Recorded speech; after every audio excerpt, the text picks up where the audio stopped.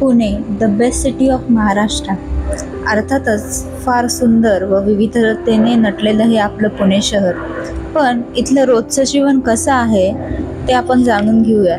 तर इथली जीवनशैली छान आहे, तरी वाढत्या लोकसंख्येमुळे वाहनांमुळे पुण्यातही ट्रॅफिकची फार मोठी समस्या निर्माण होत आहे.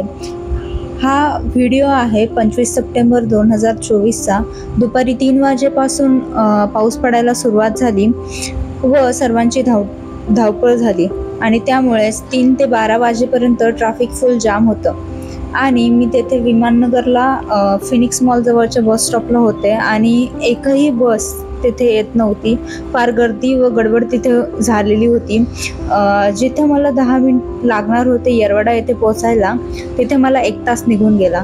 त्यानंतर बंड गार्डन या बस स्टॉपला मी जाऊन बसले. तिथून मला पिंपळगुरवला जायचं होतं, पण पिंपळगुरवची एकही बस ट्रॅफिकमुळे आली नाही.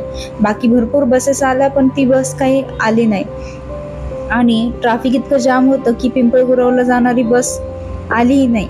रात्री 6 ते 9:30 वाजेपर्यंत मी बस स्टॉपलाच बसून होते, कारण गर्दी फार होती आणि मला बसही मिळाली. त्यानंतर मला एक बस भेटली आणि ट्रॅफिकमधून बाहेर पडले. मला फार आनंद झाला की मी आता लवकर घरी जाईल.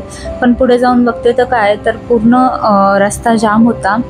तेथेच 1 तास गेला व नंतर दुसऱ्या बस स्टॉपला उतरून मग फायनली मला पिंपळगुरवची बस भेटली आणि रात्री 11 वाजता मी घरी पोहोचले. ते म्हणतात ना, पुणे तेथे काय होऊ नये, तसेच पुण्यामध्ये ट्रॅफिकलाही कमी नाही, हे सर्वांनी लक्षात घ्यावे. थँक्यू.